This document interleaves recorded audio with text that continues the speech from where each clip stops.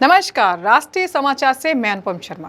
देश भर में आस्था और भक्ति का सबसे बड़ा पर्व छठ पूजा की शुरुआत हो चुकी है। आज नहाय खाए के साथ इस 4 दिवसीय महापर्व का शुभारंभ होगा। बिहार, यूपी, झारखंड, बंगाल और नेपाल, गुजरात तक छठ की तैयारियां जोरों पर हैं। आइए जानते हैं इस पर्व का इतिहास, परंपराएं और भक्ति की वो झलक जो हर दिल को छू जाते हैं। छठ पूजा की शुरुआत होती है नहाय खाए से। इस दिन व्रती सुबह स्नान कर घर की सफाई करते हैं और शुद्ध भोजन बनाते हैं। यह भोजन केवल एक बार किया जाता है। चने की दाल, कद्दू की सब्जी और अरवा चावल। माना जाता है कि यही पवित्रता आने वाले 4 दिनों की भक्ति की नींव रखती है।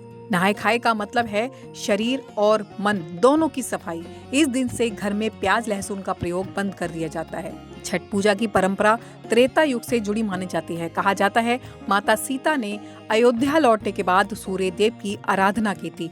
तब से यह पर्व छठी मैया की पूजा के रूप में लोकप्रिय हुआ। सूर्य की उपासना से शरीर में ऊर्जा, मन में स्थिरता और जीवन में सुख शांति आती है। सूर्य को जीवनदायिनी शक्ति माना जाता है और छठ में उगते और ढलते सूर्य को अर्घ्य देना इसका प्रतीक है कि हम उसकी शक्ति, ऊर्जा और आशीर्वाद को स्वीकार करते हैं। उगते सूर्य को अर्घ्य देना नवजीवन और नई शुरुआत का प्रतीक है। ढलते सूर्य को अर्घ्य देना कृतज्ञता और दिन भर की मेहनत का सम्मान है। छठ पूजा में सूर्य की छठी मैया दोनों की आराधना होती है। सूर्य के माध्यम से छठी मैया की कृपा और जीवन में सुख शांति आती है। नहाय खाए के अगले दिन व्रती खरना का व्रत रखते हैं। दिन भर उपवास के बाद शाम को खीर, गुड़ और रोटी का प्रसाद बनता है। यही प्रसाद प्रसन्नता और शुद्धता का प्रतीक है। तीसरे दिन संध्या अर्घ्य दिया जाता है। नदी, तालाब या घाट पर हजारों श्रद्धालु एकत्र होकर सूर्यास्त के समय अर्घ्य अर्पित करते हैं। यह दृश्य पूरे उत्तर भारत की पहचान बन चुका है। चौथे दिन सूर्योदय से पहले दिया जाता है प्रातः अर्घ्य। व्रत पानी में खड़े होकर उगते सूर्य को अर्घ्य अर्पित करते हैं। यह क्षण आस्था और भक्ति का चरम होता है। सूर्य की किरणों में जब श्रद्धा झिलमिलाती है तो पूरा घाट देवभूमि जैसा नजर आता है। छठ पूजा केवल धार्मिक अनुष्ठान नहीं बल्कि लोक संस्कृति का उत्सव है। छठ गीत हर घर में गूंजते हैं। रउआ जागी छठी मैया, ये गीत भक्ति, माँ और बेटी के प्रेम का एहसास कराते हैं। छठ का वैज्ञानिक और स्वास्थ्य के लिए फायदेमंद कैसे है? नंबर 1, सूर्य के फायदे। सुबह सुबह सूर्य की किरणें विटामिन डी देने में मदद करती हैं। Number 2, circadian rhythm. उगते और ढलते सूर्य को देखने और जल अर्पित करने से शरीर में जैविक घड़ी संतुलित रहती है। यह नींद, हार्मोन और ऊर्जा स्तर के लिए फायदेमंद है। नंबर 3, मानसिक और सामाजिक लाभ।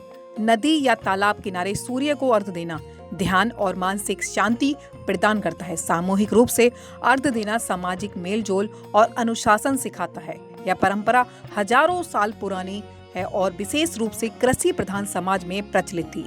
सूर्य को अर्घ्य देना जीवन और प्रकृति के प्रति कृतज्ञता को दर्शाता है।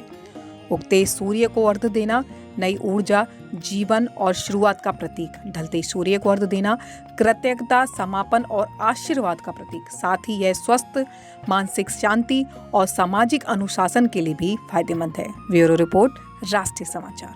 नहाय खाए से शुरू होकर प्रातः अर्घ्य तक का यह पर्व सिर्फ पूजा नहीं बल्कि भक्ति, अनुशासन और मातृ तत्व की भावनाओं का संगम है। छठ पर्व आत्म संयम, शुद्धता और समर्पण का प्रतीक है।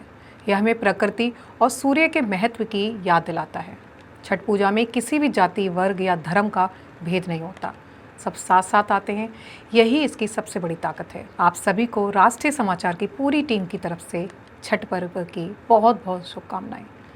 देश दुनिया की बाकी खबरों के लिए देखते रहें राष्ट्रीय समाचार।